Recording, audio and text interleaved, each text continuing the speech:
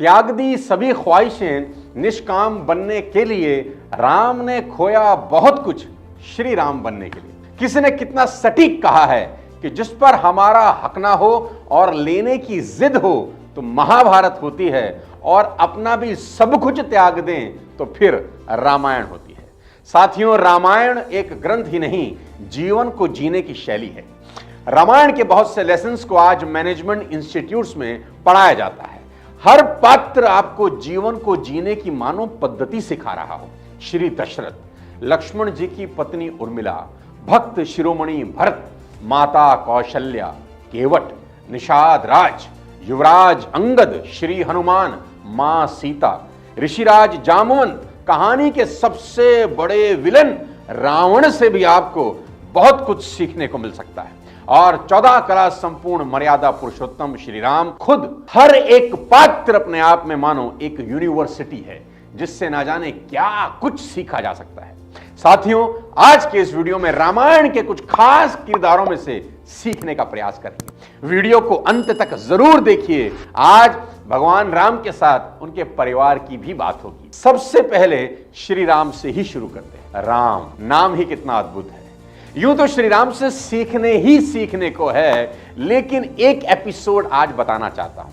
इस वीडियो में एक खास चीज प्रभु राम से सीखते हैं। राम सही का चुनाव करते हैं, बलशाली का नहीं।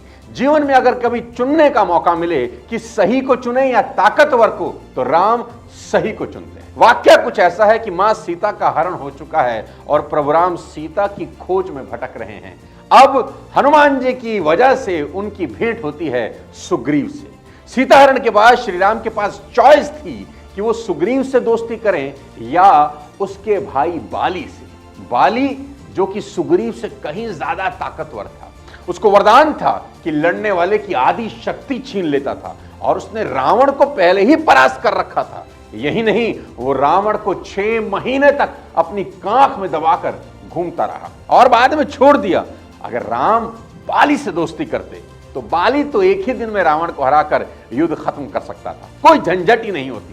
लेकिन राम ऐसा नहीं करते। राम ने सुग्रीव से दोस्ती करी और बाली का वध किया, क्योंकि राम जानते थे कि बाली गलत है। उसने अपने भाई सुग्रीव की पत्नी को अपने पास रखा हुआ था। बाली को जब श्री राम ने तीर मारा तो मृत्यु की घड़ी में बाली श्री राम से पूछता भी है कि मैं बैरी सुग्रीव प्यारा, अवगुण कवन नाथ मोहे मारा, कि हे प्रभु, मैं बैरी हो गया, दुश्मन हो गया, और मेरा भाई सुग्रीव आपका प्यारा हो गया, किस कारण मुझे मारा?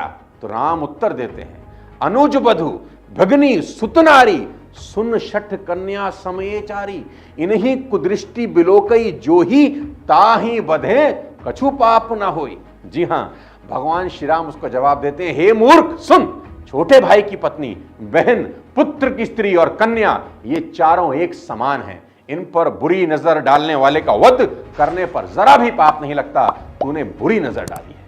मानो राम इस कथा के माध्यम से संदेश दे रहे हों कि दोस्त, दुनिया में सही का साथ देना ताकतवर का नहीं। अब बात करते हैं राम के पूज्य पिता राजा दशरथ जी के बारे में। क्या सीख सकते हैं आप महाराज दशरथ से? और वो ये कि सही समय पर सही डिसीजन लें, जबरदस्ती अपनी पोजीशन पर चिपके नहीं रहें, वक्त आने पर कुर्सी आने वाली पीढ़ी के लिए खाली कर दें। महाराज दशरथ ने एक दिन आईना देखा तो कानों के ऊपर बुढ़ापा सफेद बालों के रूप में दिखाई। कानों के ऊपर कुछ बाल अब सफेद हो चले हैं।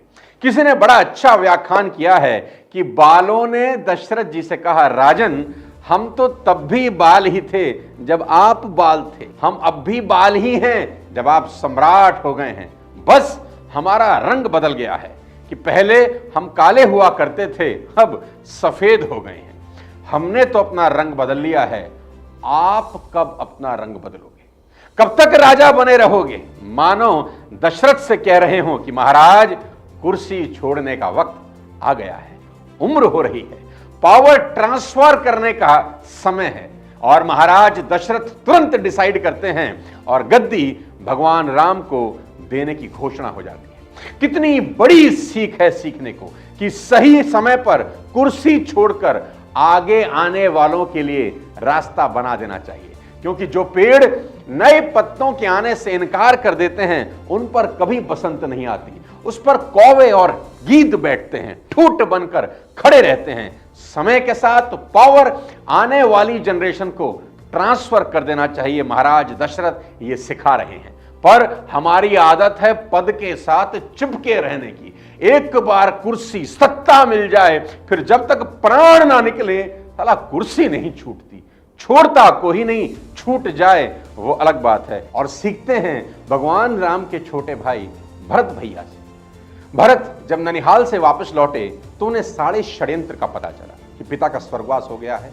उनकी मां कैकेयी उनके भैया राम को 14 बरस का वनवास भेज चुकी है। मां कौशल्या से मिलकर भरत रात भर रोते रहे। सवेरा हुआ, सभा बैठी, मंत्रीगण, माताएं, गुरुजन सभी मौजूद हैं। गुरु वशिष्ठ भरत से कहते हैं, भरत, पिता का पहला वचन पूरा करने के लिए राम 14 बरस के लिए वन चले गए। अब तुम्हें पिता का दूसरा वचन निभाना है, यानी अयोध्या की गद्दी संभालो। भरत, अपने पिता का वचन पूरा करो। भरत ने कहा, गुरुदेव, मैं गद्दी पर नहीं बैठूंगा। गुरुदेव कहते हैं, हम जानते हैं कि तुम्हारा मन नहीं है, फिर भी पिता का वचन जिसके लिए उन्होंने अपने प्राण दे दिए उसे पूरा करने के लिए गद्दी पर बैठो। भरत फिर से वही जवाब देते हैं, मैं गद्दी पर नहीं बैठूंगा।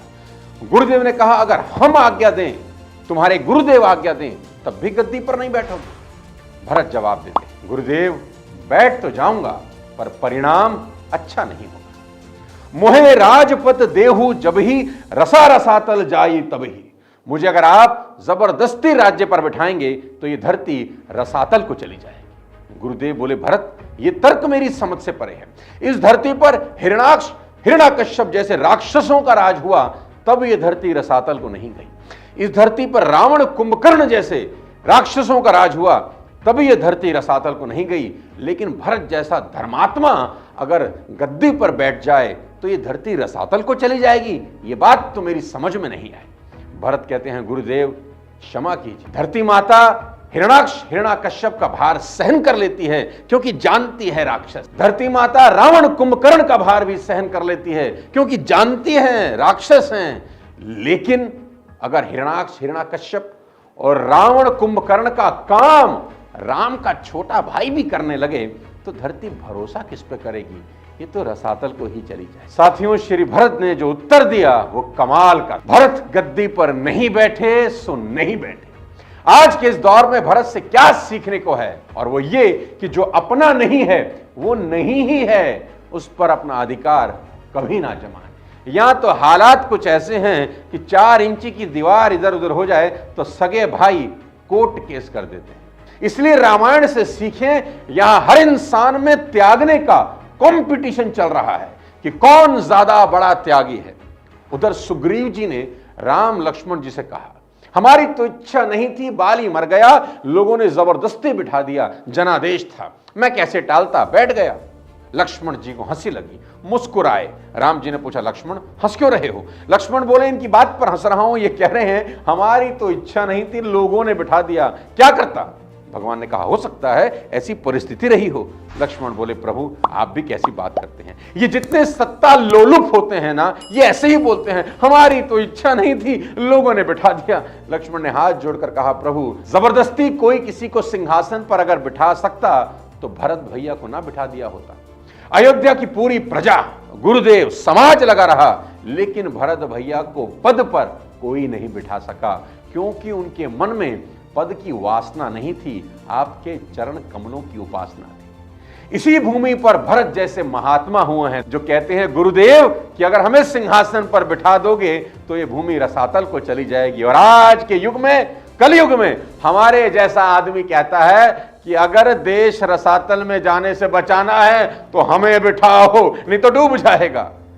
साथियों, बहुत कुछ सीखने को है। मैं एक बहुत शानदार चीज आपको रामायण से इसके बाद समझाना सिखाना चाहता हूं, और वो है संगत का खेल समझो। जी हां, संगत बहुत बड़ा रोल प्ले करती है। रामायण इसका सटीक उदाहरण है। रामायण हमको सिखाती है कि अच्छे और बुरे लोग हर जगह रहते हैं। लंका, जहां सभी राक्षस रहते हैं, सभी अधर्मी हैं, परंतु विभीषण जैसे राम भक्त भी वहीं रहते हैं। अयोध्या, जहां सभी धर्म का पालन करते हैं, कुटिल मंथरा भी वही राजभवन में रहती है। उधर लंका में विभीषण की बात रावण नहीं मानता, इधर अयोध्या में मंत्रा की बात कैकेयी मान लेती है। परिणाम आपके सामने है, रावण संत विभीषण की बात नहीं मानता, बर्बाद हो गया।